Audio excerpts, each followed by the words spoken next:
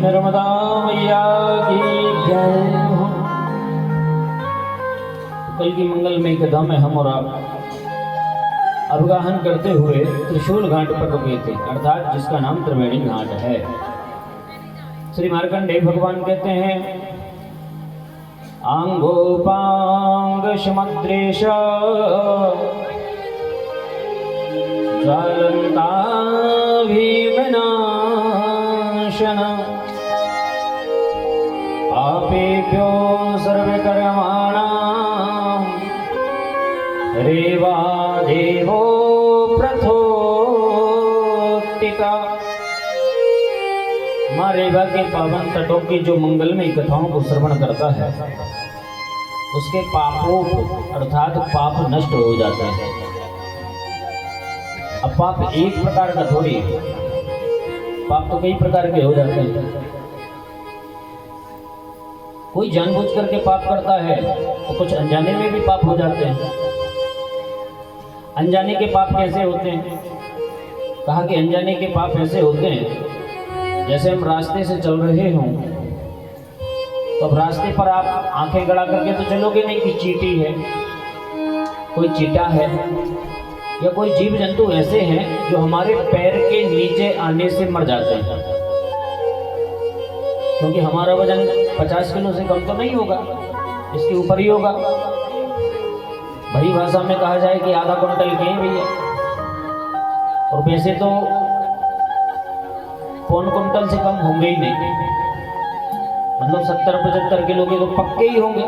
अब चींटी के ऊपर अगर मान लीजिए 75 किलो का वजन रख दो तो चींटी मरेगी कि नहीं मरेगी? तो भगवान कहते हैं यह चींटी को भी भोजन पहुंचाने की जिम्मेदारी मेरी।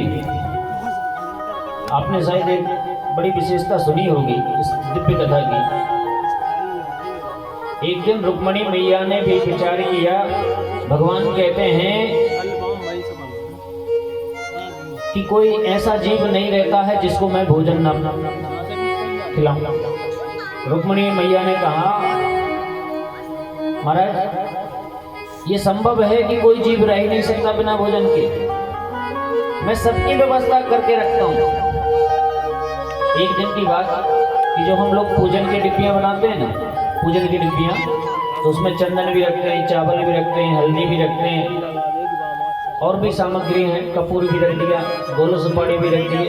तो क्या हुआ कि चावल की डिब्बी निकाल ली रुक्मणी मैया ने, चावल की डिब्बी निकाल ली और डिब्बी में से उसको जरा दिया, पूरे चावल खाली कर दिए। उसमें एक चींटी को लेकर के उसमें डिब्बी में रख दी। अब विचार करना, डिब्बी तो चावल से खाली कर दी पर ढक्कन पर ध्यान नहीं दिया और वही चींटी एक उसमें अंदर रख दी और ढक्कन बंद कर दिया। भगवान के पास पहुंची रुक्मिणी मैया, कहते हो आपकी समस्त जितने भी सृष्टि के आधार हैं और जो जगत में हैं, जीव हो, जंतु हो, नर हो, नारी हो, कोई भी हो, पशु हो, पक्षी हो, कोई भूखा नहीं रहता। अब आप अपनी मनोदृष्टि से देख करके ये बताइए कि कोई भूखा तो नहीं है। भगवान ने कहा कोई भूखा नहीं है, कि महाराज ऐसा हो ही नहीं सकता। आप अपनी फिर मनोदृष्टि को दौड़ाइए। भगवान विष्णु भगवान ने फिर मनोदृष्टि दिखाई, ध्यान किया, तो उनको कोई भी नजर ऐसा नहीं आया कि जो भूखा हो। रुक्मिणी मैया से कहा कि देखो रुक्मिणी, मेरी नजर में तो कोई भूखा नहीं, सब लोगों ने भोजन पा लिया। कहा कि महाराज एक बात बताऊं, आप एक बार और देख लीजिए। भगवान ने कहा हमने देख लिया। पक्का आपने देख लिया? हाँ। वही चावल की जो डिब्बी जिसमें चींटी रखी थी रुक्मिणी ने उठा करके ले आई कि महाराज देखिए इसमें क्या है, इसमें है क्या? कहा कि महाराज जो भी हो। भगवान ने खोला तो अब जो ऊपर में एक चावल का तिनका, एक छोटा सा टुकड़ा चिपक गया था उसी चावल की डिब्बी में। तो चींटी जो छोटी सी चींटी थी उसको मजे से पा रही थी। भगवान ने खोला और देखा और रुक्मिणी को बताया। देखो रुक्मिणी मैया आश्चर्यचकित हो गई। तो मैंने तो बड़ी समझदारी से बिना भोजन की चींटी को अंदर रखा था, लेकिन प्रभु की कृपा देखो, कहते हैं ना दाने दाने पर लिखा है खाने वाले का नाम। कई बार ऐसा होता है हमारे यहाँ की कई मेहमान आ जाते हैं, बना बनाया भोजन छोड़ करके चले भी जाते हैं और स्टैंड से लौट करके फिर घर आ जाते हैं। क्यों? बस आई ही नहीं है। फिर क्या करें कि अब आप तो रुकना ही पड़ेगा। होता है ऐसा, कई बार होगा। क्या होता है जब हम लोग भोजन को त्याग करके जाते हैं, पर उसी अन्न में अगर आपका नाम liखा है कि आपको यही भोजन करना है, कितना भी घूम करके आइए, बिना प्रसादी के आप यहां से जाने वाले नहीं हो। और जिसने जानबूझ करके प्रसाद को त्यागा है उसकी गति दुर्गति में बदली है। वैश्वक नाम के राजा प्रसाद को छोड़ करके चले गए। मां भगवतान ने बहुत प्रेरित किया कि प्रसाद ले ले। ऐसा शायद आपने सत्यनारायण भगवान की कथा में भी सुना होगा। राजा प्रसाद को त्याग करके चले गए। ऐसे ही एक विश्वक नाम के राजा हुए, उन्होंने भी प्रसाद को त्याग करके और आगे बढ़ गए। अब जब आगे बढ़े, घर द्वार में पहुंचे तो देखा कि घर द्वार में सब कुछ नष्ट पाया। भगवान नारायण का ध्यान किया कि प्रभु मुझसे ऐसी कौन सी गलती हो गई, जो मेरा सारा धन था, ऐश्वर्य था, खजाना था, वह सब नष्ट हो गया। भगवान ने आकाशवाणी कराई, तो मेरा प्रसाद को त्याग करके आए हो, जाओ प्रसाद खा करके आना, तत्पश्चात तुमको जैसा था वैसा ही प्राप्त हो जाएगा। तो कहने का तात्पर्य यह है, कहीं भी सत्संग में अगर आप चले जाओ और पूरा कार्य कर भी लो, आरती ग्रहण करना, तत्पश्चात प्रसाद को ग्रहण करना, भली एक तिनका लो लेकिन प्रसाद को लेना। हो सकता है कि कई बार क्या होता है कि आप लोगों का व्रत रहता है और व्रत के कारण प्रसाद में तो लाई, चिरौंजी, फूटे, इनका भी हो सकता है। और जो व्रत है तो उसको लाई नहीं खाना चाहिए, फिर भी लेकिन आप प्रसाद को लो, भले आप उसको रख लो, जब पारायण करो तब उस प्रसाद को पालो। और जहाँ तक कि स्कंद पुराण में तो ऐसा वर्णन आया है कि प्रसाद के रूप में अगर कोई कुछ देता है तो उसको पा लेने से व्रत खंडित नहीं होता, ऐसा नियम है, क्योंकि वह तो प्रसाद है। अब भगवान को अर्पण करने के बाद में हम उसका उपयोग करें तो हम खंडित नहीं होता है हमारा व्रत। और कोई भी वस्तु हो, बिना भगवान को अर्पण किए अपन को करना ही नहीं चाहिए। प्रभु प्रसाद पट भूषण धरही। चाहे वस्त्र हो, प्रसाद हो, कुछ भी हो, भगवान के आगे रख दो। तुम ही निवेदित भोजन करही, प्रभु प्रसाद पट भूषण धरही। परम आदरणीय पूज्यपाद गोस्वामी श्री तुलसीदास जी महाराज ने लिखा है श्री रामचरितमानस में, आप कोई वस्तु लेकर के आओ, भगवान को समर्पित कर दो, और समर्पित करने के पश्चात में अगर आपने ग्रहण किया तो उसका कोई दोष नहीं है। आप लेकर के आए कोई भी वस्तु और सबसे पहले कहीं हम ही पहन करके देख लें, आपने स्वयं के लिए किया तो उसमें दोष है। क्यों? प्रभु को अर्पण नहीं किया।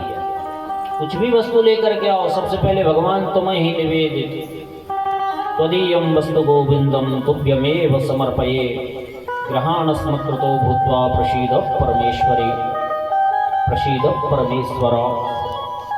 देवी है तो देवी को स्वीकार कर दो, और विष्णु है तो विष्णु को प्रदान कर दो। अब भगवान के जब स्पर्श हो जाएगा तो अब मैं भगवान का स्पर्श हो गया तो भगवान की जिम्मेदारी है। पर कहते हैं भगवान को जिम्मेदारी सौंपता कौन है? हम तो कथा में भी आते हैं तो चप्पल भी ऐसी जगह रखते हैं कि हमको दिखती रहे। चप्पल ऐसी जगह रखते हैं, और अगर कथा में चल रहा हो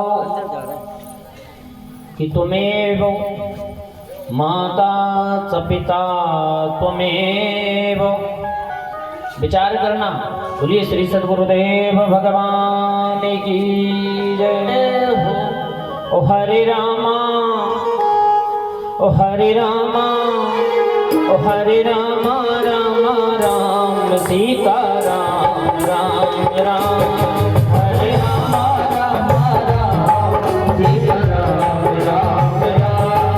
हरे रामा, राम राम सीता राम, राम राम। हरे रामा, राम राम सीता राम, राम राम। सीता राम, राम राम, सीता राम, राम राम। बोलिए श्री सद्गुरुदेव भगवान की जय। पूज्य गुरुदेव का आगमन हुआ है, तो मैं निवेदन कर रहा था कि तुम ही निवेदित भोजन करही, भगवान को अर्पण कर दीजिए। प्रभु प्रसाद पट भूषण धरही, भगवान को अर्पण अगर आपने कर दिया तो उसमें दोष नहीं है। अरे गाड़ी घोड़ा भी ले आओ, कोई गाड़ी घोड़ा लेकर के आता है, वो भी भगवान को दे दो। भगवान आप जानो चलत विमान निकला हल हो, वह विमान भी उस भगवान को अर्पण कर दो। और जब भी कोई यात्रा करो तो मंगल में भगवान का नाम स्मरण कर लो। फिर हम यात्रा नहीं कर रहे हैं, भगवान ही यात्रा करा रहे हैं, तो सब कुछ तुमको अर्पण है। पर हम लोगों की बुद्धि कब काम करती है? जो कुछ है सो मेरा, तेरा सो तो कुछ हो। विचार करना, आरती में कितने बड़े भाव से कहते हैं हम, तेरा तुझको अर्पण, कहते हैं कि नहीं कहते हैं? सब कहते हैं। क्या कहते हैं? कि तेरा तुझको अर्पण, क्या लागे मेरा हो स्वामी, क्या लागे मेरा। ऐसे ही कहते हैं कि नहीं? मेरा कुछ नहीं है, सब कुछ है सो तो। पर करते उल्टा ही है, जो कुछ है सो मेर, पर तेरा क्या है? प्रभु यहाँ जो कुछ है सो मेरा है, तेरा कुछ भी नहीं है। और इतना हमको अभिमान हो जाता है, मैं अरु मोर तोरते माया। रामचरितमानस कहती है ना, मैं अरु मोर तोरते माया। जहां मैं शब्द आया वहां इस नर्तन का काम खत्म। अहंकार जहां आया, मैंने किया है, मैं कर रहा हूं, मैंने ऐसा किया था। अरे तुम करने वाले तुम कौन होते हो? करने और कराने वाला केवल एक ही है, बस ब्रह्म, केवल एक। उसके बिना ना कोई करता है ना कोई कर सकता है। तो मैं निवेदन करूं आपसे, यहीं से आगे ग्वारी घाट पड़ता है, त्रिशूल घाट से आगे ग्वारी घाट पड़ता है। कहते हैं यहाँ ग्वालों ने बहुत गायों का सेवा किया है, इसलिए इसका नाम ग्वारी घाट पड़ा है। और जो भी व्यक्ति इस ग्वारी घाट पर पहुंचता है गायों को दान देता है। इस ग्वारी घाट की एक विशेषता है, अगर एक गाय का अगर आपने दान किया है तो 10,000 गौओं का दान करने का फल प्राप्त हो जाता है। तो कभी भी जब भी अगर आप ग्वारी घाट को जाएं, यहाँ ग्वालों ने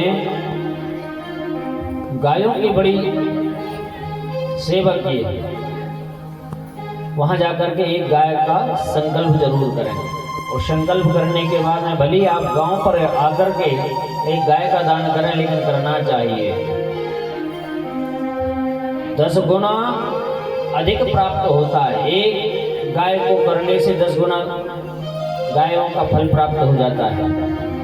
श्री मार्कंडेय भगवान कहते हैं कि जिलोद नाम मार्कंडे, जिलोद नाम मार्कंडे, लहरी प्राण कस्थता। लहरी, देखिए नर्मदा पुराण क्या कह रही है। अब जो घाट आ रहा है वे कौन सा आ रहा है? जलहरी, अर्थात जलहरी, जलहरी घाट आया। मार्कंडेय भगवान कहते हैं यहाँ केवल पानी पिलाने से आपका पुण्य प्राप्त हो जाता है। कहते हैं ना, प्यासे को पानी पिला दो, सबसे बड़ा पुण्य का काम है। कोई अपने द्वारे पर प्यासा आया है, आकर के अपन भी उसके पास आकर के बैठ गए, और साहब कहाँ से चले आ रहे हो? उसने कहा गैरतगंज से चले आ रहे हैं। हाँ, और यात्रा सब कुशल मंगल, घर पे सब कुशल मंगल। हम लोग बैठने उसी के पास बैठ करके वार्तालाप करने लगे। अब वो मन में विचार करता होगा हम इतने दूर से आ रहे हैं, कम से कम पानी का तो पूछ लेते। कहता होगा कि नहीं कहता होगा? पर उसके पास में बैठ करके हम क्या कह रहे हैं, और साहब क्या घर पे सब कुशल मंगल है? उसकी घर की वार्तालापों को हम लोग करने लगते हैं। पर कोई अगर अतिथि आता है तो घर में आगे स्वागत करने के लिए कम से कम जल पहले प्रदान करो। उत्तर प्रदेश की एक बड़ी मान्यता है, अपने मध्य प्रदेश में तो हमने अभी तक नहीं देखी, लेकिन उत्तर प्रदेश में अच्छी मान्यता यह है कि कोई भी व्यक्ति जब हमारे घर पर आता है तो सूखा जल नहीं पिलाया जाता। पानी के साथ में भले गुड़ दो, मिठाई दो, नमकीन दे दो, कुछ भी दो। 1 चम्मच नमकीन खाने के बाद में पानी पी ले, गुड़ खाने के बाद पानी पी ले, गुड़ भी ना हो तो शक्कर दे दो, शक्कर नहीं है तो कोई मिठाई हो तो मिठाई दे दो। कुछ भी नहीं है, अगर घर में कुछ भी नहीं है तो फलीदाने ही दे दो, फलीदाने तो होंगे ही, लेकिन कुछ ना कुछ जल के साथ में उसको दो। ये वहाँ की मान्यता है। कोई भी चला जाए, थोड़ा सा आगे मिष्ठान देंगे, तत्पश्चात पानी। अपने यहाँ हमको देखने को ही नहीं मिलती। तो मेरा निवेदन इतना है कि कोई भी अगर अतिथि हमारे घर में आता है तो सर्वप्रथम पूछो। ये नहीं कहते कि नहीं पूछो, कोई कहाँ से आया है, हालचाल भी पूछो, घर द्वार के विषय में भी पूछो, परिवार के विषय में भी पूछो। लेकिन पूछने का एक तरीका है, आगे पानी पिला दो, 2-5 मिनट रेस्ट कर ले, अपने आप उसका दिमाग ठंडा हो जाएगा, फिर सब कुछ बताएगा। साहब ऐसी ऐसी बात है, मैं यहाँ से निकल रहा था, सोचा आपसे मिलते हो, चलो, सब कुछ बताएगा। आकर के बैठा नहीं और प्रश्नों की झड़ी लगा दो, दोबारा बेचारा आएगा ही नहीं। कहेगा अरे वो तो बहुत बात करते हैं, इतनी बात करते हैं कि भाई जाना मन ही नहीं करता। सामने वाले को भी मौका दो और आप भी अपने बात को रखो। आतिथ्य सत्कार भी हो जाएगा, आपका आदर भी हो जाएगा, सामने वाले का सम्मान रखना भी हो जाएगा। तो मैं निवेदन करूं, जलहरी घाट से 3 मील की दूरी पर गौर संगम है। यहाँ श्री कमलानंद जी महाराज ने 13,000 वर्षों तक तप किया है। गौरमुख नाम की एक नदी है जहाँ यहाँ आकर के मिली है, इसलिए इसका नाम गौर संगम के नाम से विख्यात हुआ है। श्री मार्कंडेय भगवान कहते हैं गौर संगम से 3 मील और आगे नांदिया घाट है। नांदिया, यह जो नांदिया घाट है, इसी नांदिया घाट पर आकर के नंदी ने बहुत तपस्या की है। तभी तो भगवान भोलेनाथ का सवारी बनी, वाहन है नंदी, जिसको वेल का मुख लगाया गया है। उसी नांदिया ने श्री जन्मेजय महाराज कहते हैं, महाराज ये नांदिया घाट पर आकर के नंदी ने बहुत तपस्या की, पर मैं ये जानना चाहता हूं कि ये नांदिया थे कौन जो यहां आने के लिए प्रेरित हुए। श्री वेदव्यास जी महाराज कहते हैं, हे परीक्षित नंदन, हे जन्मेजय, ये शिलाद के पुत्र थे। इनके पिता का नाम शिलाद था। शिलाद बहुत अच्छे मुनि हुए हैं, जिन्होंने नैमावर की पावन धरती पर 750 वर्ष अर्थात 768 वर्ष तप किया है। नैमावर में, जहां मां रेवा का नाभि मंडल माना जाता है, वहीं शिलाद ने भी तप किया है। वही शिलाद जिनके बेटे हैं नंदी। इनके यहाँ कोई संतान नहीं थी शिलाद के यहाँ। शिलाद ने भगवान भोलेनाथ की इतनी तपस्या की, भगवान भोलेनाथ तो आशुतोष हैं, प्रसन्न हो गए, वरदान प्राप्त कर लो, हे प्रभु मुझे ऐसा एक पुत्र चाहिए जो आपकी सेवा में तत्पर रहे, आपकी सेवा में ही लगा रहे। भगवान ने कहा तथास्तु। समय आने पर नंदी का जन्म हुआ, पर कहते हैं नंदी तो अल्पायु थे। अब यह बात आकाशवाणी के द्वारा शिलाद को पता चला था, आपका जो पुत्र है वह उसकी आयु अल्पायु है। शिलाद बहुत चिंतित हुए, और हो भी क्यों ना, पिता के समक्ष बेटे की मृत्यु अगर हो जाए तो पिता को कितना दुख होता है। पिता चिंतित हो गए कि मेरा बेटा अल्पायु लेकर के आया है, और मेरा बेटा अगर अल्पायु लेकर के आया है तो भगवान भोलेनाथ से तो मैंने एक ही प्रार्थना की थी, हे प्रभु आपकी सेवा में जो तत्पर रहे ऐसा सुपुत्र चाहिए मुझे। तो भगवान ने मुझे वरदान भी दिया है। क्या भगवान ने कुछ ही क्षण के लिए मेरे पुत्र को सेवा में लगाने के लिए वरदान दिया है, पर मैं तो चाहता हूं कि मेरा पुत्र भगवान भोलेनाथ के साथ में हमेशा अजर अमर रहे। अब तो शिलाद बहुत चिंतित हुए, इतने चिंतित हुए कि यत्र तत्र सर्वत्र घूमने लगे अपने पुत्र को लेकर के। जितने संत मिलते, संतों के चरणों में अपने बेटे को लिटा देते। क्यों लिटा देते? कहा कि आशीर्वचनम, आशीर्वाद प्राप्त होगा इसको, इसलिए लिटा दिया करते थे। तो नर्मदा के पावन तटों पर शिलाद अपने बेटे को लेकर के समस्त तीर्थों में गए, और जितने भी ऋषि मुनि मिले हैं सबसे आशीर्वाद प्रदान कराया है। और इतना आशीर्वाद इनको प्राप्त हुआ, सब लोग कोई कहे कि चिरंजीवी चिरंजीवी चिरंजीवी, लेकिन जो अल्पायु लेकर के आए हैं वह चिरंजीवी कैसे हो सकते हैं।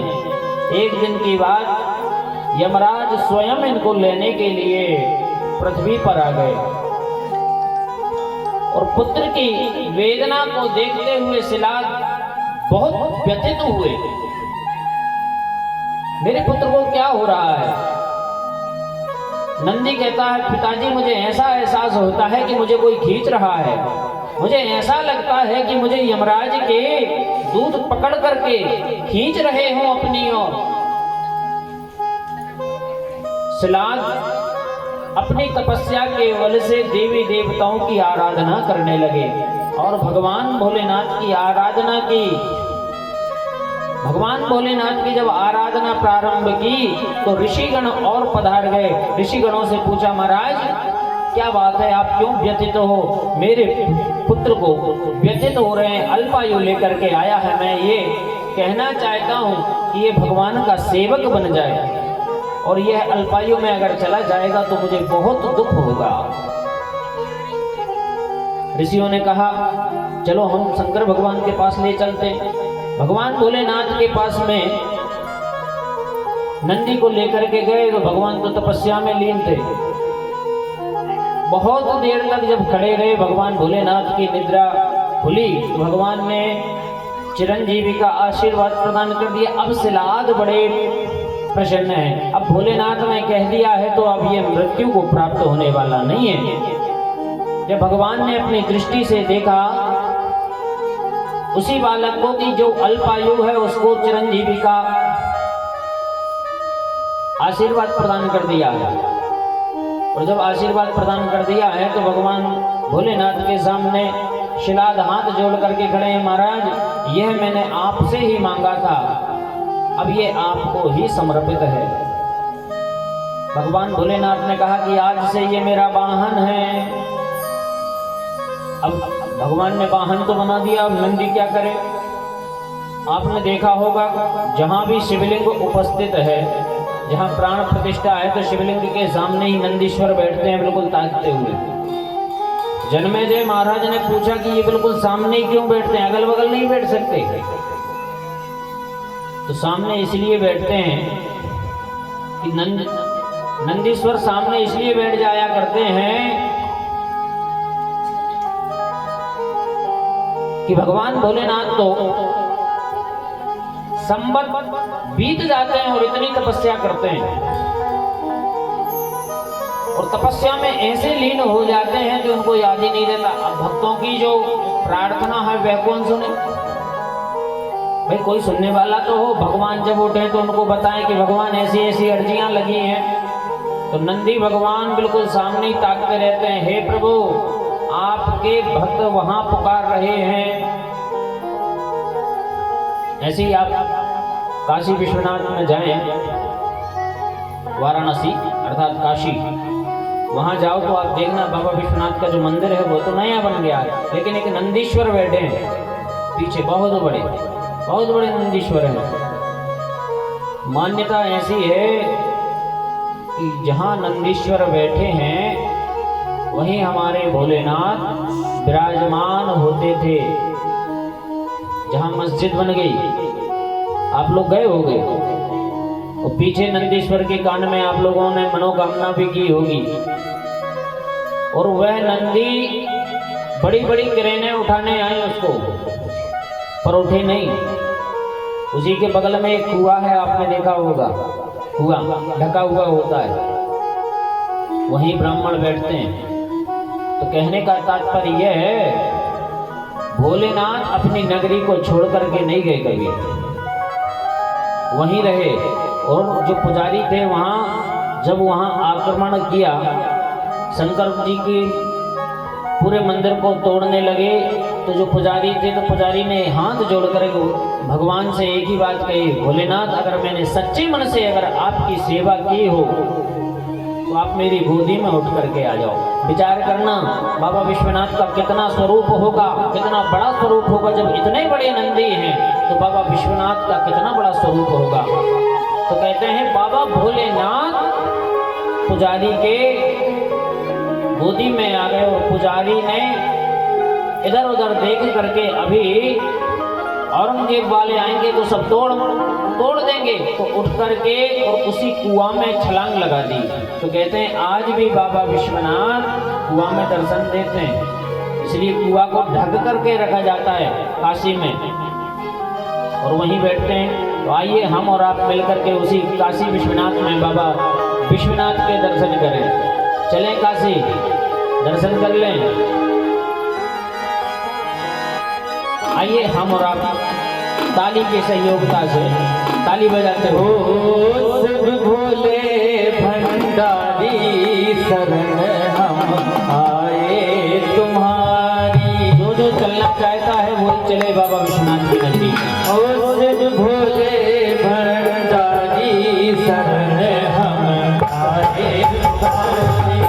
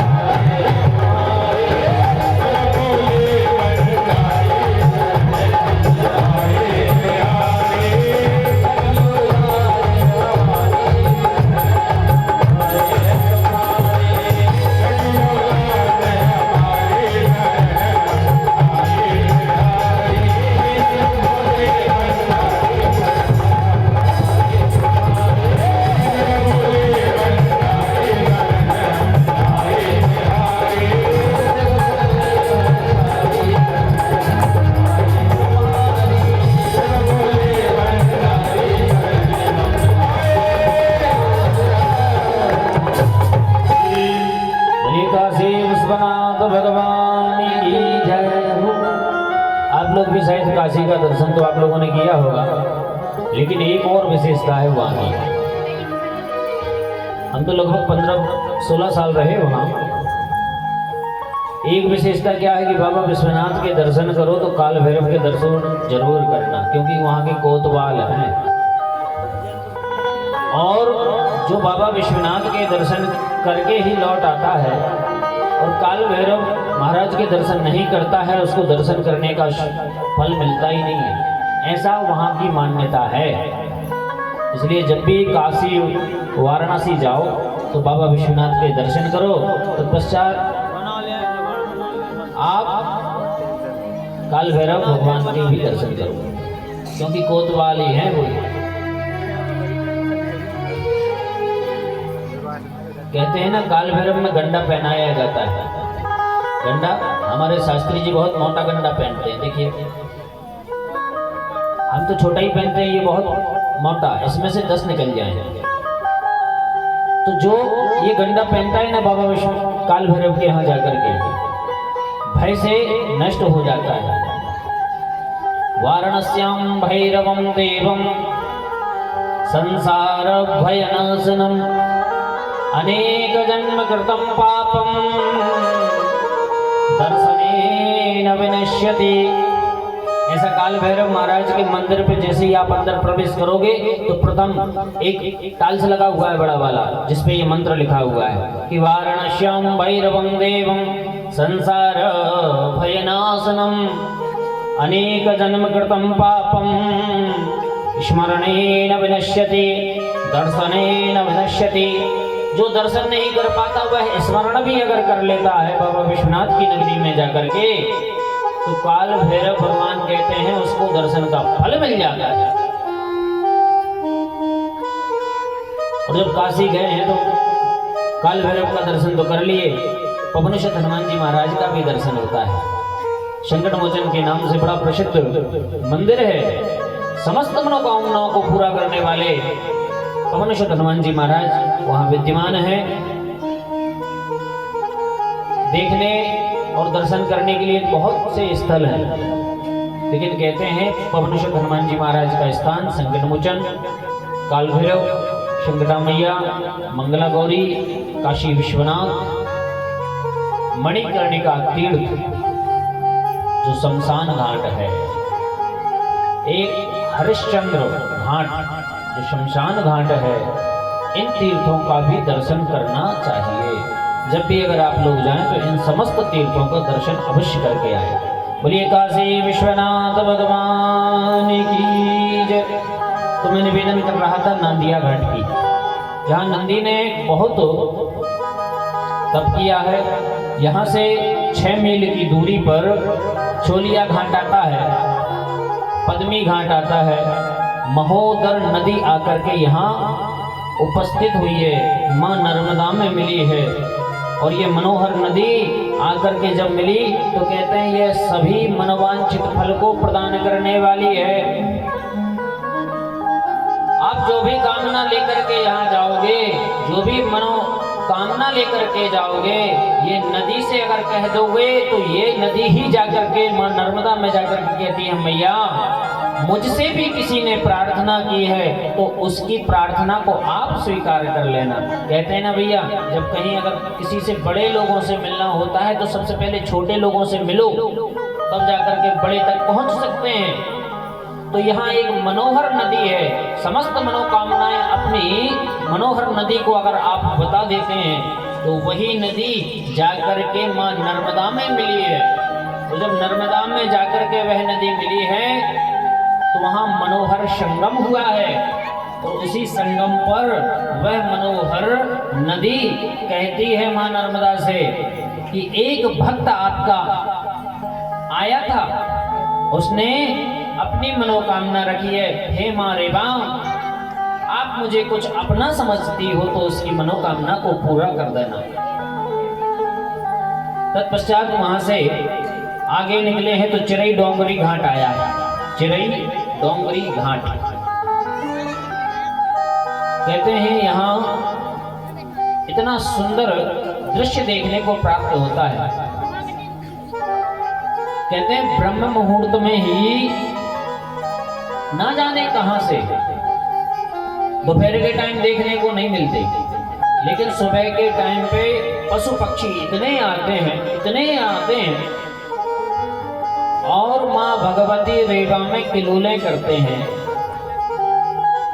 अब विचार करना, कोई अगर चिड़िया भी आई है, चिड़िया आकर के पानी को उछाल मारती कि नहीं मारती? थोड़े से पानी में अपने पंख को मटका देगी, फिर उड़ जाएगी, फिर ऐसे बहुत सारे पशु पक्षी यहाँ आकर के सुबह विराजमान हो जाते हैं। तो महाराज ये बताइए कि यहाँ पशु पक्षी बहुत आते हैं, तो इसका डोंगरी नाम क्यों पड़ा?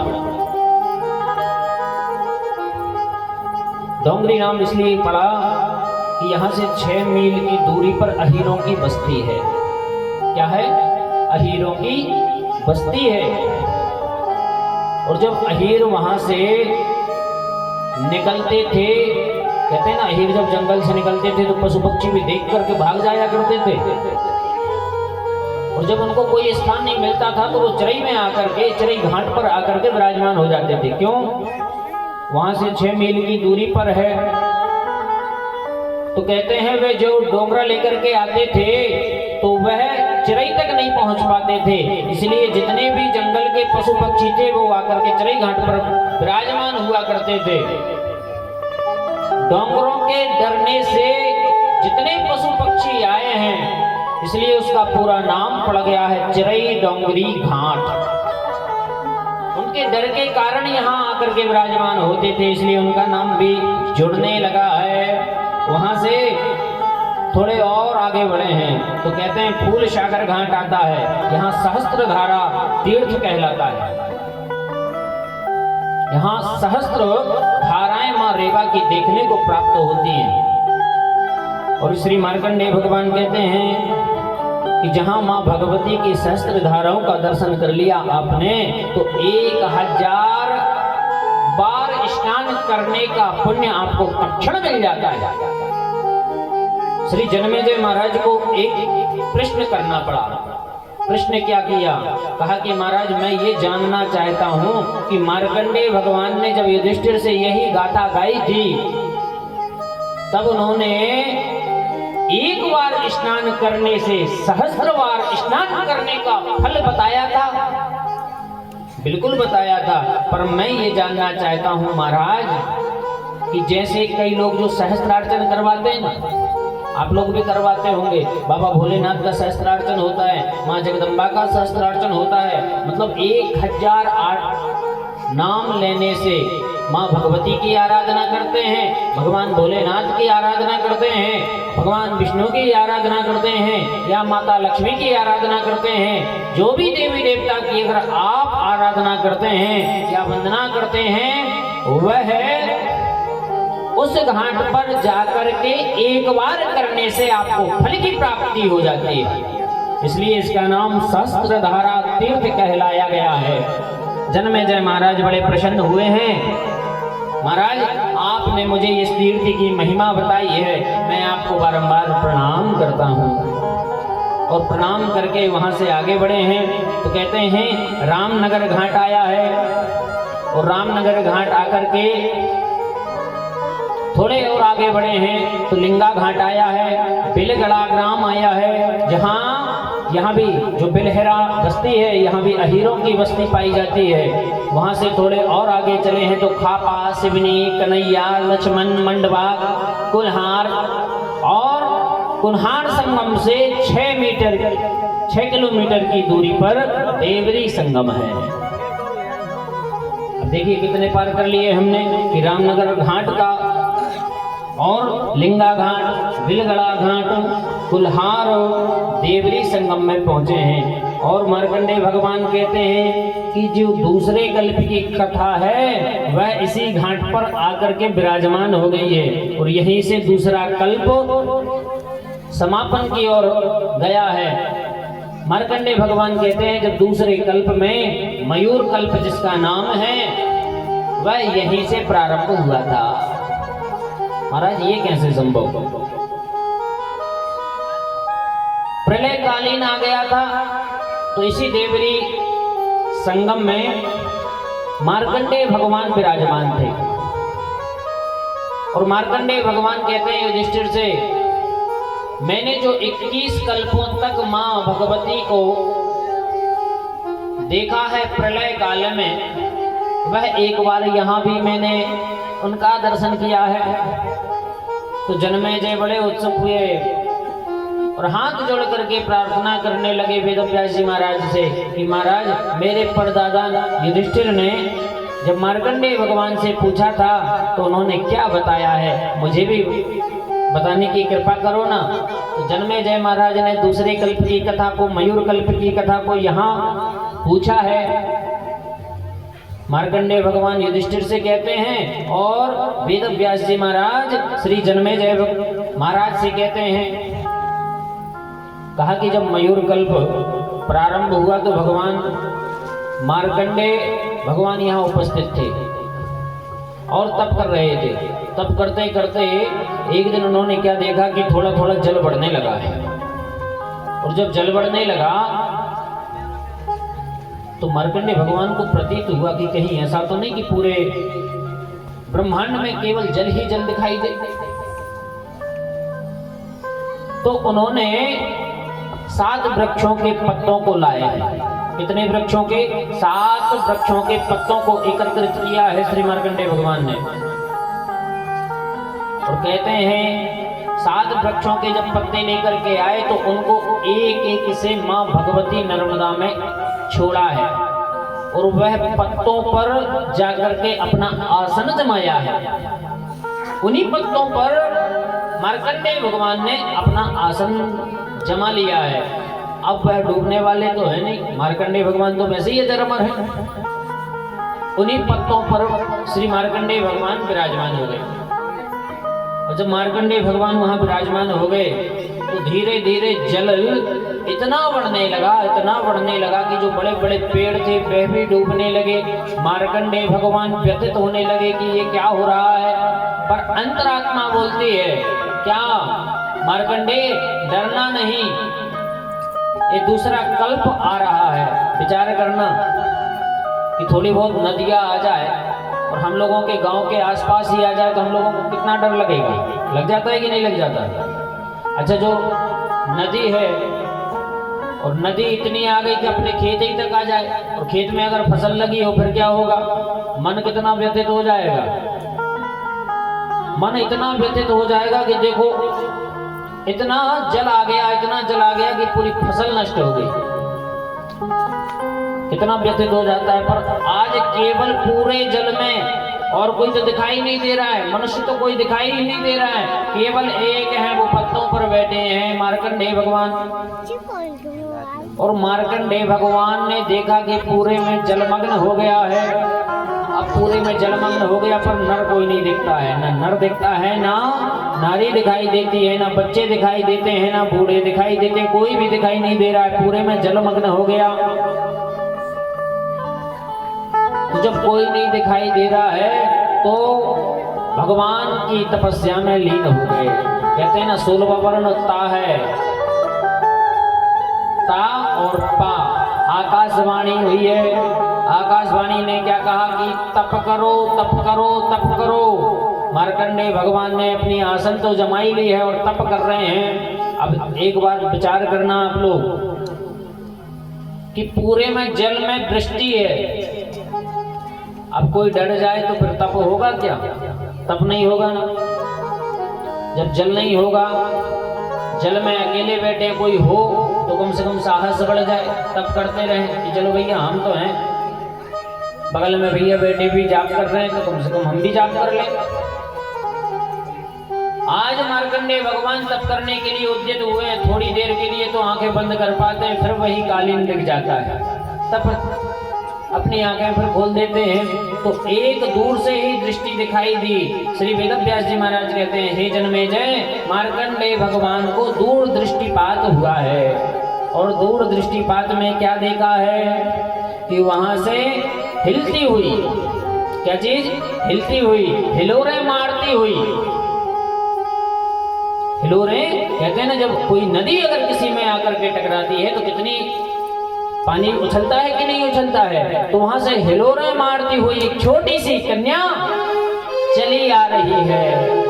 अरे हिलोर मारे माँ हिलोर मारे माई नरमदा हिलोर मारे हिलोर मारे हिलोर मारे माई नरमदा हिलोर मारे हिलोर मारे हिलोर मारे हिलोर मारे हिलोर मारे हिलोर मारे हिलोर मारे माई नरमदा हिलोर मारे हिलोर मारे हिलोर मारे माई नरमदा हिलोर मारे। गाड़ी का सहयोग करते हुए भगवती का कैसा हो रहा है।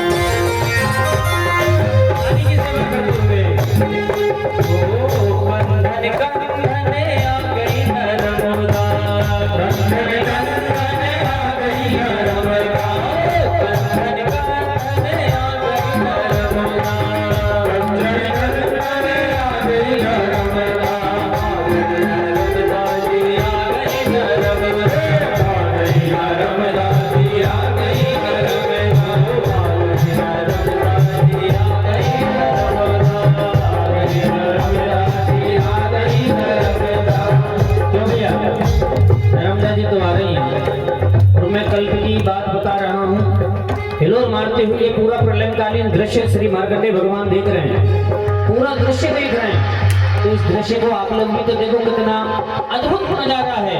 इस प्रलयकालीन का जो दृश्य है बड़ा अद्भुत है। इसको देखो तो देखेगा कैसे, मन को वही नर्मदा में रखो और दोनों हाथों को ऊपर डालो बड़े भाव से। यानी कि आप लोग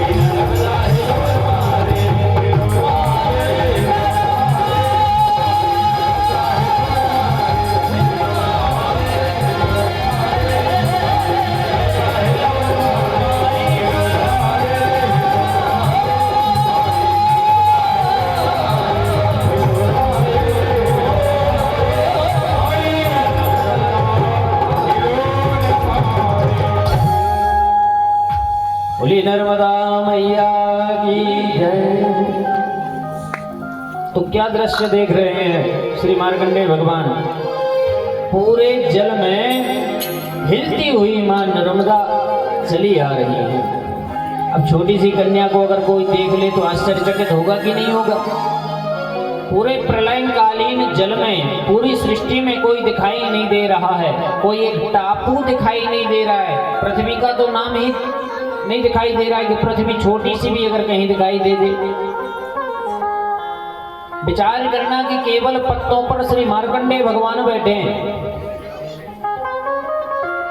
और वह पत्ते तो दिखाई दे रहे हैं, वो पत्ते के अलावा कुछ भी नहीं दिखाई दे रहा है। और एक छोटी सी कन्या उस जल में से आगे बढ़ती आ रही है। मार्कंडेय भगवान ने यहां भी पूछा है, देवी तुम कौन हो? देवी ने कहा, मैं आपको तो जानती हूं, आप मुझे नहीं जानते। पिछले कल्प में मैंने बताया था कि मेरा एक ही नाम है। क्या नाम है आपका? कहा नर्मदा।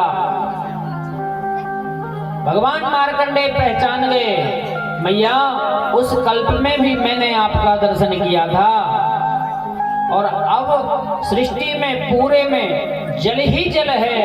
आज आपने पुनः मुझे दर्शन दिया है। मैंने आपसे पहले दिन निवेदन किया था, न अमृता नर्मदा, जो कभी नष्ट ना होती हो वह नर्मदा। दूसरा अर्थ क्या है? नर मद, अर्थात जितने भी जगत के प्राणी हैं जो अहंकार से भरे पड़े हैं, उनका समस्त मद को दूर करने वाली ऐसी नर्मदा, अर्थात अहंकार को नष्ट कर देती है। कहते हैं ना, अहंकार अगर किसी में आ जाए, मैं ही सब कुछ करता हूँ, मेरे ही द्वारा ये कराया गया है, मैं नहीं होता तो ये कार्य भी नहीं होता, ये अगर किसी ने मद कर लिया तो नर्मदा मैया कहती हैं उसका अहंकार को मैं तोड़ देती हूँ। भगवान भागवत में भी तो कहते हैं, मेरा भोजन क्या है? मैं अहंकार को खाता हूँ। जो अहंकार होता है उसको खा जाता हूं मैं। भगवान भक्तों के अंदर अहंकार बर्दाश्त नहीं करते। आपने सुना होगा, अहम भक्त पराधीनो या स्वतंत्र इव ध्वजा, भागवत महापुराण में लिखा है। भगवान कहते हैं मैं भक्तों के अधीन हो जाया करता हूं। भक्तों के अधीन कब होते हैं? का भक्तों के अधीन जब होते हैं जब भक्त निष्कपट हो जाए, निश्चलता से भगवान की सेवा में लग जाए, तो भगवान कहते हैं उसका पूरा कार्य मैं देखता हूं, मुझ पर निर्भर है, जो कुछ करना है मुझे करना है। एक परम आदरणीय पूज्यपाद देवीय संत हुए हैं भक्तमाल में, जिनकी बहुत सुंदर कथा आती है। भक्तमाल में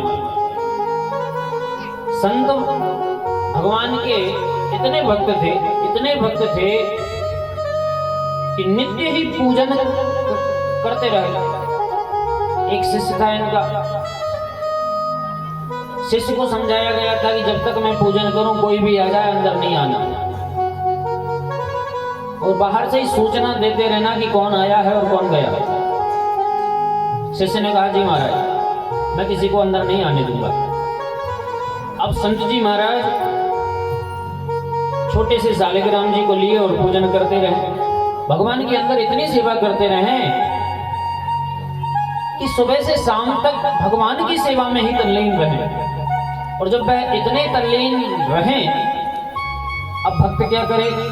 भक्त भी तो चाहता है मुझे गुरुदेव की सेवा करनी है।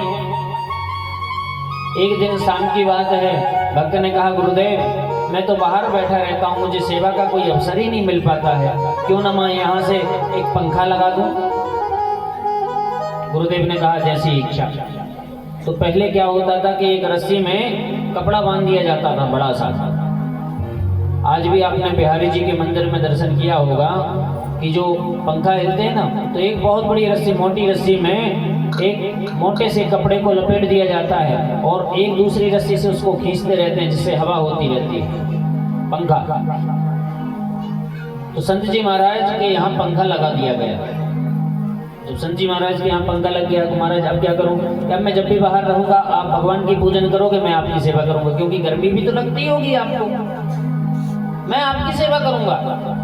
संत जी ने कहा ये तो बड़ा भक्त है, गुरु आसक्त है ये तो। बाहर बैठा बैठा वह पंखे को झलता रहे, कोई आए दर्शन के लिए तो कह दे अभी गुरुदेव पूजन में तल्लीन है, गुरुदेव की जब समाधि टूटेगी या बाहर आएंगे तो उनका दर्शन हो जाएगा। अगर कोई इनको भी कार्य करने के लिए अगर बुलाता था तो वह पंखा को छोड़ करके बाहर नहीं जाता था। किसी ने कहा कि जरा सा हमारा कोई कार्य कर दो तो एक ही बात कहा करता था भक्त, क्या कि अभी मैं अपने गुरु की सेवा कर रहा हूं, जब गुरु की सेवा संपन्न हो जाएगी तब मैं आपका कार्य कर दूंगा। विचार करना, गुरुदेव तो अंदर सेवा में ही तल्लीन है। एक दिन की बात, कहते हैं बाढ़ आ गई, बहुत बाढ़ आई। अब गुरुदेव अंदर पूजन कर रहे हैं, यहाँ सब लोग डर रहे हैं। महाराज गांव तक पानी आ गया है, पूरे गांव के वासी गुरुदेव की शरण में पहुंचे हैं, गुरुदेव आप ही बचा सकते हो हमको। अब गुरुदेव तो स्वयं पूजन कर रहे हैं। अब जब पूरे गांव वाले आ गए तो उन्होंने विचार किया कि अगर गांव वालों की आवाज सुनेंगे तो गुरुजी की पूजन में विघ्न होगा। विचार करना, वही जो बाहर भक्त गुरुदेव की सेवा किया करता था और गुरुदेव को स्मरण करके उसने कहा, हे परमात्मा, अभी तक मैंने जितने भी सत्कार किए हैं, जितने भी धर्म कार्य किए हैं, मैंने अपने गुरुदेव की सच्चे मन से अगर सेवा की है तो गांव वालों की सुरक्षा कर देना। इतना कहा तो बाढ़ रुक गई। गुरुदेव के आशीर्वाद से बाढ़ वहीं के वहीं रुक गई, आगे नहीं बढ़ी। लोगों ने यह चमत्कार देखा, गुरुदेव बाहर आए। गुरुदेव ने कहा क्या बात है? कहा गुरुदेव, मैंने जितने भी सत्कर्म किए हैं, जितने भी पुण्य कार्य किए हैं, मुझे केवल एक ही फल चाहिए। क्या फल चाहिए? कि गांव समृद्धशाली बने, इन पर कोई कष्ट ना आए। भक्त की वह प्रार्थना को सुनकर गुरुदेव की आंखों से अश्रुपात होने लगे। मैंने तो भगवान को वहां पूज रहा हूं और इसने साक्षात ब्रह्म को नीचे उतार करके पूरे गांव की रक्षा कर दी है, इसके चरण छूना चाहिए मुझे। कहते हैं ना, कभी कभी भक्त के कारण भी भगवान के दर्शन हो जाया करते हैं। तभी तो किसी ने कहा है कि गुरु गोविंद दो खड़े काके लागू पाए। मैं पैर किसके पढ़ूं? एक तरफ गुरु हैं, दूसरी तरफ भगवान खड़े। भगवान को तो मैंने देखा नहीं है, लेकिन जिस गुरु ने मुझे भगवान को बताया है ये भगवान है, तो सबसे पहले मेरे लिए गुरु होगा। गुरुदेव, मैं आपके चरणों में प्रणाम करता हूं।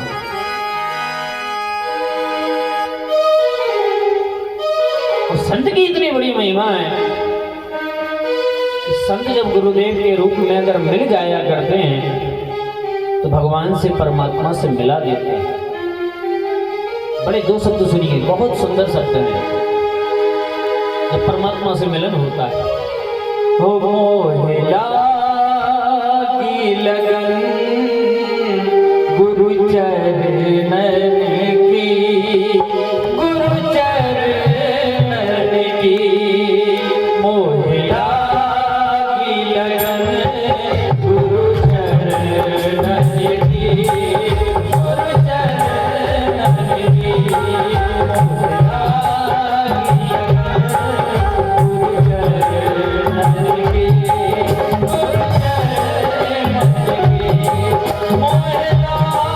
की लगन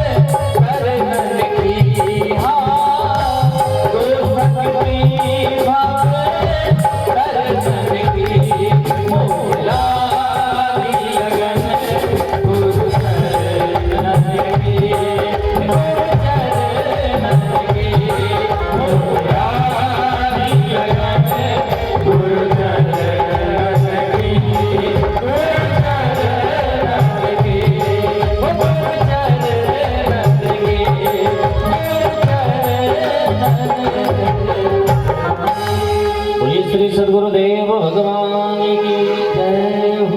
गुरु बड़ा होता है जो परमात्मा को मिला देता है। कई बार हमको परमात्मा मिल जाते हैं पर हम पहचान नहीं पाते। प्रायः कई लोगों के साथ ऐसा हुआ है, परमात्मा मिला है पर पहचान नहीं पाया। पहचान कोई कराने वाला हो तो कोई सद्गुरु करा सकता है। भगवान होता कैसा है, कैसे पहचान करें।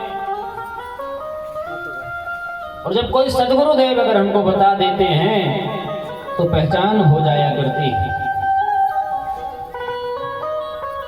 तो ऐसी सद्गुरुदेव की कृपा जिस पर बरस जाए वह तो अनन्य भक्त हो जाता है। तो उसी से परमात्मा कहते हैं अहम भक्त पराधीनो यः स्वतंत्र इव ध्वजा। ऐसे भक्त के अधीन हो जाया करता हूं मैं। जो भक्त कार्य नहीं कर पाता है उसकी अपेक्षा में मुझे कार्य करना पड़ता है।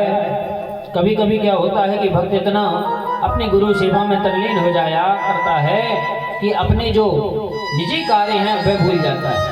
तो परमात्मा उन कार्यों को संभालने के लिए अवतरित होकर के आ जाते हैं। कई बार ऐसा हुआ है, कई भक्तों की कथा ऐसी आती है कि भगवान का जो भक्त है वह पूजन कर रहा है और अपने निजी कार्यों को भगवान स्वयं कर रहे हैं। तो विचार करना, ये जो काली खोपड़ी वाले इतने मनुष्य हैं इसके लिए भगवान भी मरता है कि नहीं मरता। हम अगर तन से मन से भगवान की सेवा करेंगे तो वो भी हमको देखता है, वह भी हमारे कार्य करने के लिए यहाँ जाता है। अब विचार करो, एक घर परिवार का व्यक्ति कभी जीवन में साथ नहीं दे सकता, लेकिन वह परमात्मा एक बार उसने बना दिया। वह भी तो कह सकता था कि मैंने तो तुमको बना दिया, तुम जानो तुम्हारा काम जाने, पर नहीं। जब से जन्म दिया है तब से मृत्यु पर्यंत तक हमारा साथ छोड़ता है कभी? क्या कभी नहीं छोड़ता। विचार करना आप लोग, कभी कोई गलत संगत में अगर आप लोग फंस जाओ तो उस समय 2 मिनट के लिए आंखें बंद कर लेना और जब आंखें बंद करके अपने हृदय आत्मा से पूछना, आपका हृदय से आवाज आएगी, आपके मन में एक प्रश्न उठेगा, जहां मैं बैठा हूं यह गलत लोग, गलत संगति की ओर मेरा मन है, यहां से चलना चाहिए। उस समय अगर आपने अपने मन की बात को समझ लिया, समझ लेना परमात्मा ने आपको फिर से एक नया रास्ता दिखा दिया है। मुड़ करके चले आना और परमात्मा में तल्लीन हो जाना। कहते हैं ना, कभी भी गलत कार्य होता है तो हमारी आत्मा बोलती है ये गलत कार्य है, मुझे नहीं करना चाहिए। और जब परमात्मा बुलवाते हैं हमारी हृदय आत्मा से, उस समय हमारे जो मनीराम जी होते हैं ना, ये अपने मन का बहुत कार्य करते हैं। मन को एक तरफ रख देना, अंदर की बात को सुनना, आपको रास्ता मिल जाएगा। हर जगह अगर आपको रास्ता बंद दिखाई दे, उसी समय अपने आंखों को बंद करके उस परमात्मा का ध्यान करना, आपको रास्ता मिल जाएगा। क्योंकि राह दिखाने वाला वो है, सबको राह दिखाता है। एक बार करके तो देखना। कर्म करना, कर्म बनाए हैं उसने, करना नहीं करना आपके हाथ में। भगवान ने सुख और दुख दो ही दिए। सुख की ओर चलना है आपको ही करना है, दुख की ओर चलना है तो भी आपको ही करना है। अब आप अपनी आत्मा से पूछना कि हम सुख की तरफ जा रहे हैं या दुख की तरफ जा रहे हैं, उसमें भी आपकी आत्मा गवाही देने लगेगी। हर पहलू के 2 पहलू होते हैं, लेकिन एक पहलू में आप सुखी जीवन व्यतीत कर सकते हो तो दूसरे पहलू में आपको कष्टों का सामना करना पड़ता है। मैं तो ये कहूं, कोई भी कार्य करने से पहले एक बार आत्मा की भी तो सुन लो। आत्मा कभी झूठी गवाही नहीं देती और लोगों से गवाही देने के लिए तो लोग बिक जाएंगे और बिक जाते हैं। पैसों के पीछे लोग बिक जाते हैं, झूठी गवाही देने आ जाते हैं, क्योंकि उनके जीवन में सब कुछ पैसा ही होता है। बोलो नर्मदे हर। निद्रा देवी काफी लोगों को सता रही है, काफी लोग ऐसे ऐसे करके इतना झटका मार रहे हैं, देखने में बहुत लोग आ रहे हैं। बोलो हर हर नर्मदे। मैं आपसे निवेदन करूं, एक बार अगर आपने अपनी आत्मा की सुन ली, उसी समय आप परमात्मा में तल्लीन होने लगोगे। पर सुन करके तो देखो।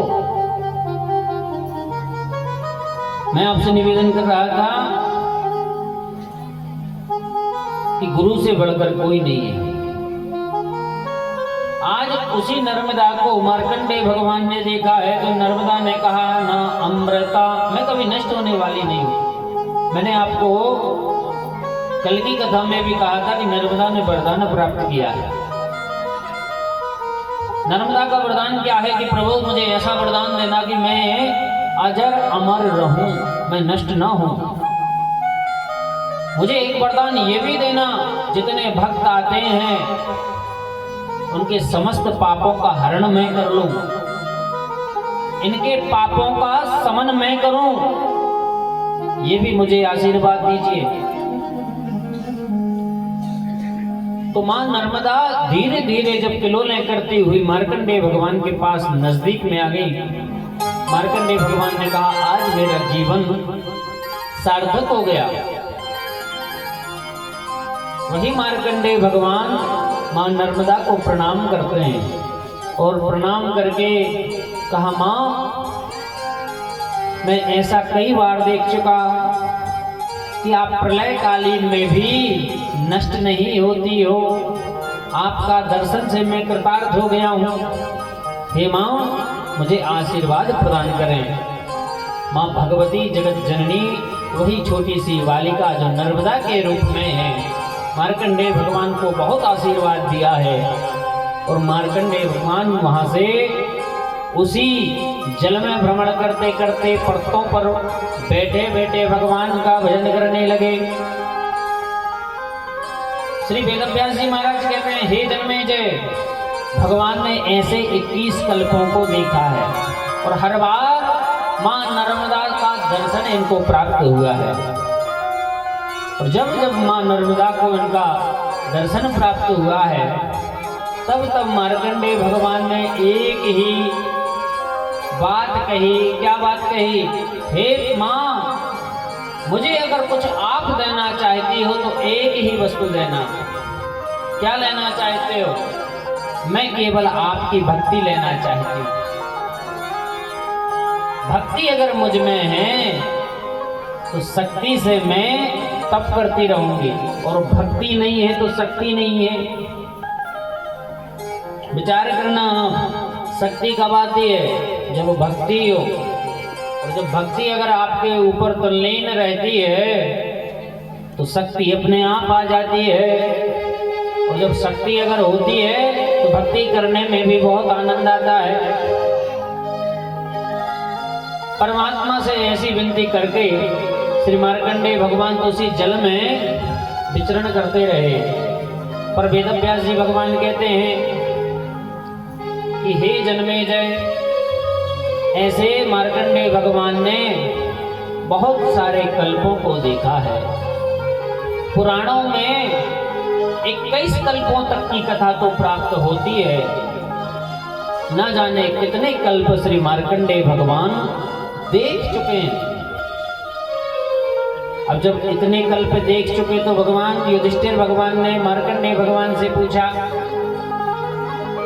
प्रभु आपने तो उस अजर अमर मां भगवती जगत जननी रेवा का दर्शन किया है, तो वह रेवा का दर्शन हम और आपको कैसे सुलभ होगा?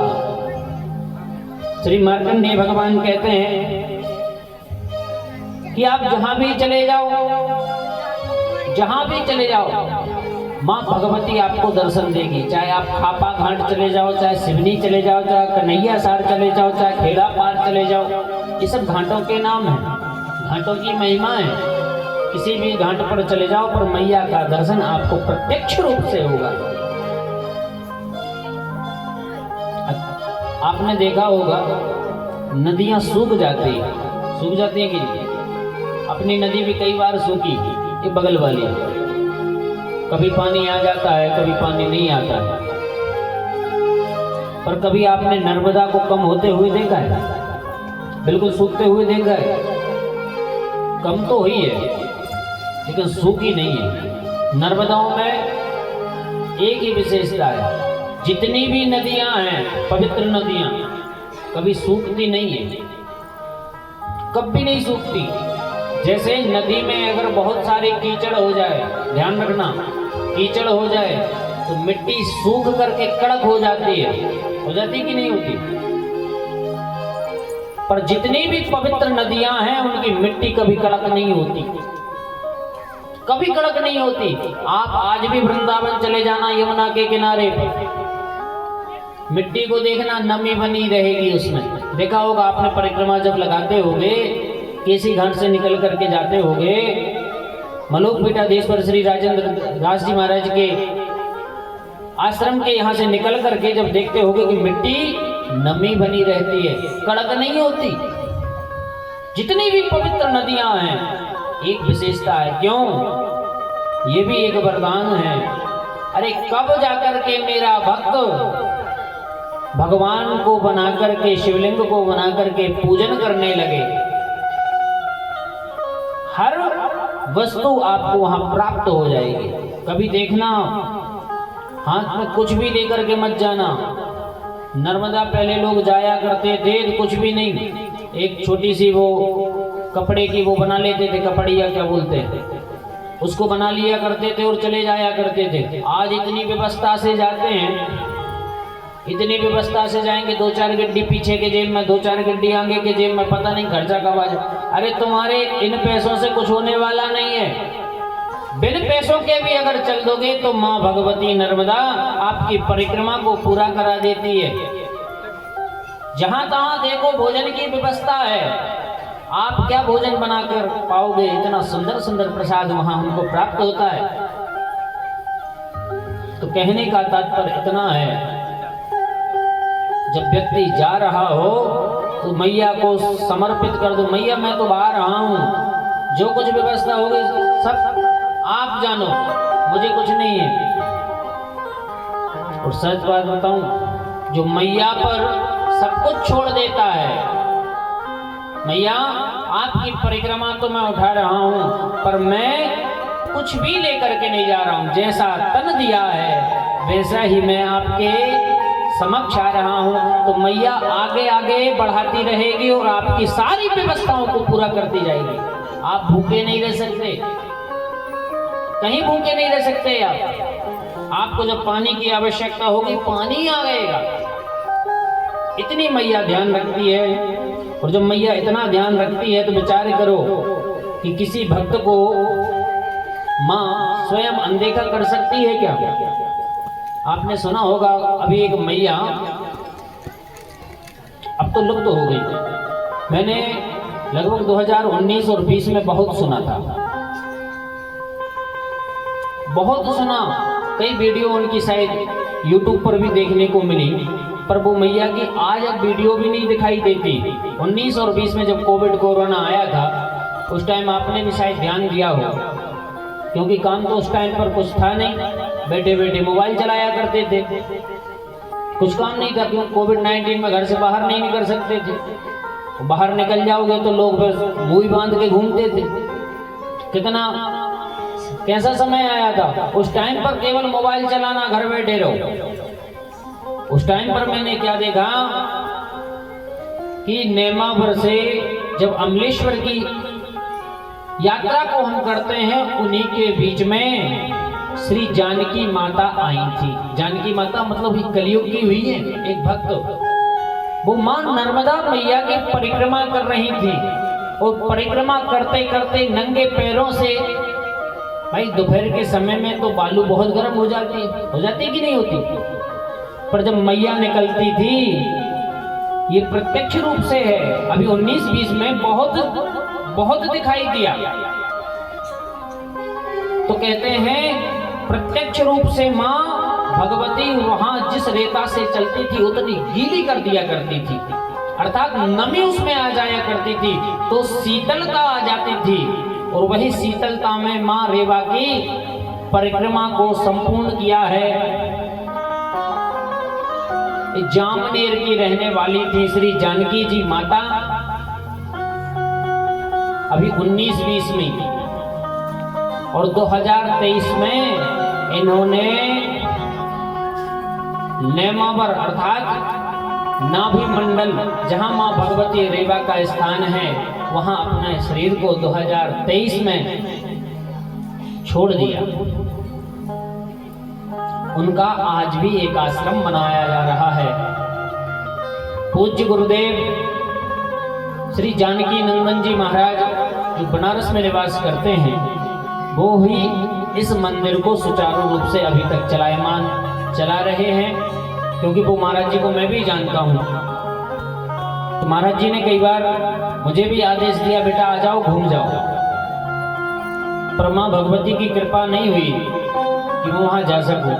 लेकिन मन में विचार बहुत आता है कि मुझे भी एक बार तो जाना है।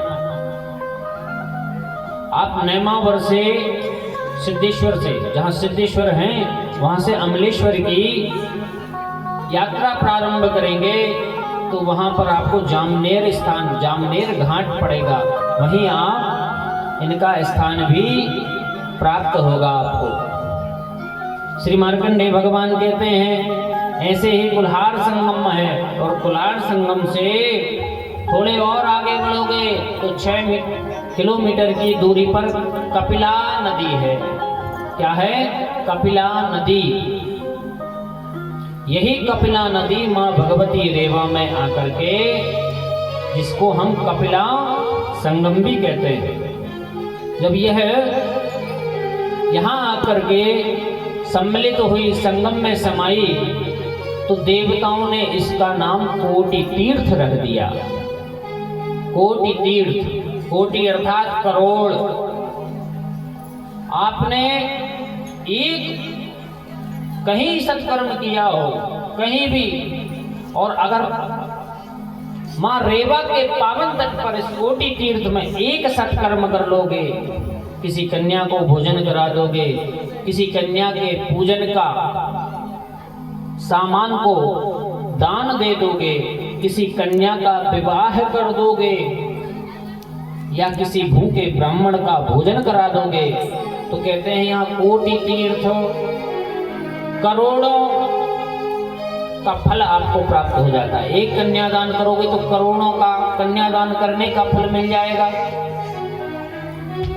तो ऐसे ऐसे तीर्थ यहाँ विद्यमान हैं।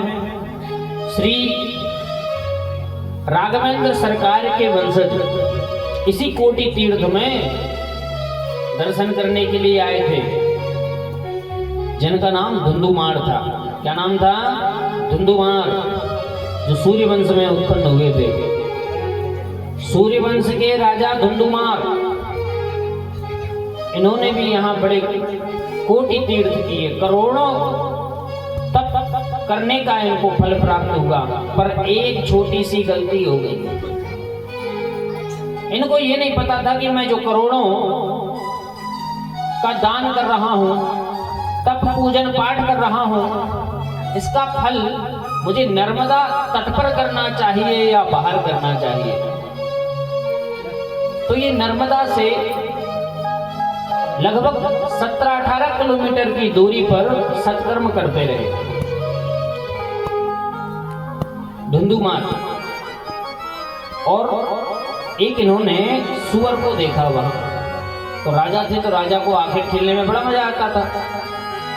धुंधुमार ने देखा कि सुअर है, जब सत्कर्म करे तब तो ठीक, और सत्कर्म करने के बाद में सुअर का वध करने निकल गए। अब वह सुअर भागते भागते भागते भागते इतना तेज भागा कि वह इसी स्थान पर आकर के रुक गया। विचार करना। और सुअर वहां आकर के कोटि तीर्थ में जैसे ही उसने प्रवेश किया उसकी सीमा में, तो वह एक सुंदर गंधर्व बन गया। और जब वह गंधर्व बना और देवलोक को जाने लगा, तो धुंधुमार ने कहा, मैंने इतने यज्ञ किए, इतना तप किया, इतना ब्राह्मण भोजन करवाया, सब कुछ कन्याओं का पूजन किया, जिसका फल मुझे प्राप्त नहीं हुआ, और एक सुअर को देवलोक विमान लेने आया है। विचार करना आप। यही प्रश्न वशिष्ठ संहिता में श्री राम ने वशिष्ठ जी से पूछा है। राम जी ने पूछा, हमारे वंशज राजा धुंधुमार ने जब इतने सत्कर्म किए, तो जिसको मारने के लिए वो दौड़े, उस सूकर की सदगति हो गई, और हमारे वंशीय धुंधुमार जी का मुक्ति नहीं मिली उनको। राम जी ने जब ये पूछा, तो वशिष्ठ जी ने कहा, धुंधुमार ने तप तो बहुत किया, पूजन बहुत किए, यज्ञ भी करवाए, गौओं का दान भी दिया, ब्राह्मण का भोजन भी कराया, तिल का दान भी किया, और नर्मदा रेवा के पावन तट पर इतना दान किया। पर एक बात बताएं, इन्होंने कोटि तीर्थ में जाकर के तप किया है, तो कोटि तीर्थ में करोड़ों का फल प्राप्त होता है। यहाँ एक बार करने से, और वहाँ एक बार अगर आपने तप कर लिया, यज्ञ कर लिया, जाप कर लिया, तो वहाँ करोड़ों का फल आपको प्राप्त हो जाता है। श्री राम ने कहा कि इसी कोटि तीर्थ पर मुझे भी दर्शन करने जाना है। तो श्री राम अपने परिकर के साथ में इसी कपिला धारा में आए हैं, और सुंदर यहाँ उन्होंने भी पूजन का आनंद प्राप्त किया है। निवेदन करूं मैं आपसे, यहाँ से थोड़े आगे बढ़े हैं, तो कहते हैं अमरकंटक की कथाओं में बड़ी सुंदर, ये कपिला धारा अमरकंटक के अंतर्गत में आती है।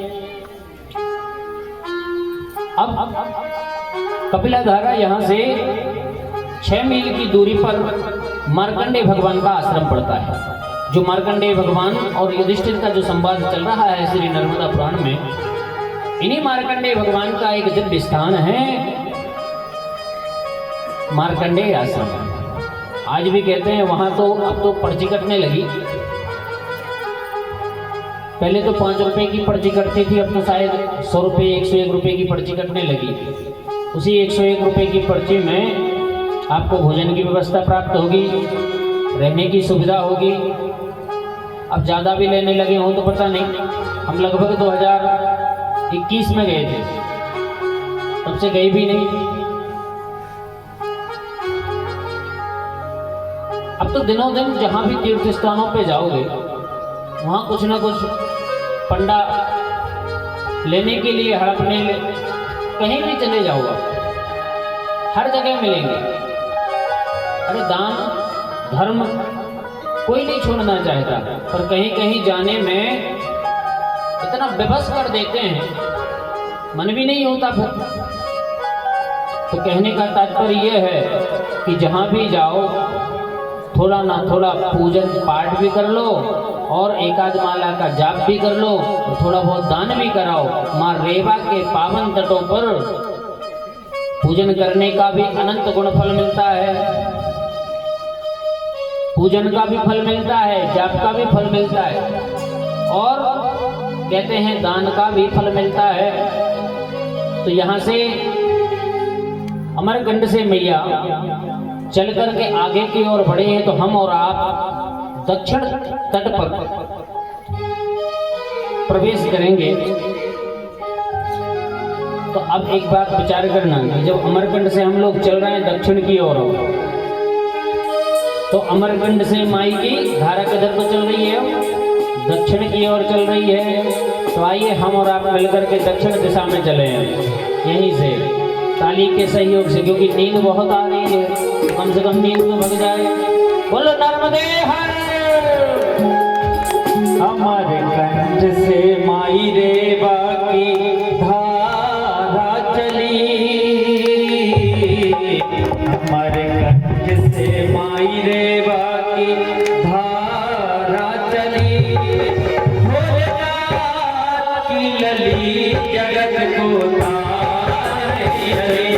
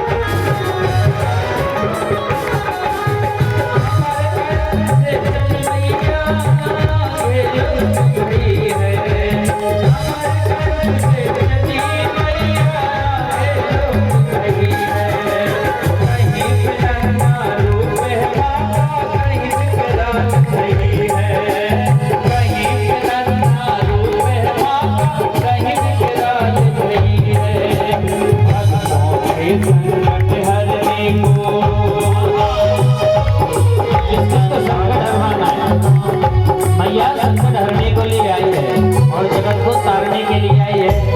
आप लोगों को तरना ही नहीं करना है, करना है ना। तरना है तो दोनों हाथों ऊपर उठा लीजिए। जिसको तरना है, जिसको यहीं रहना है मृत्यु लोक में वो रहा, जिसको रहना है वो रहे, मना नहीं करते। लेकिन जिसको माँ के साथ में चलना है तो दोनों हाथों को ऊपर उठा लीजिए बड़े भाव से।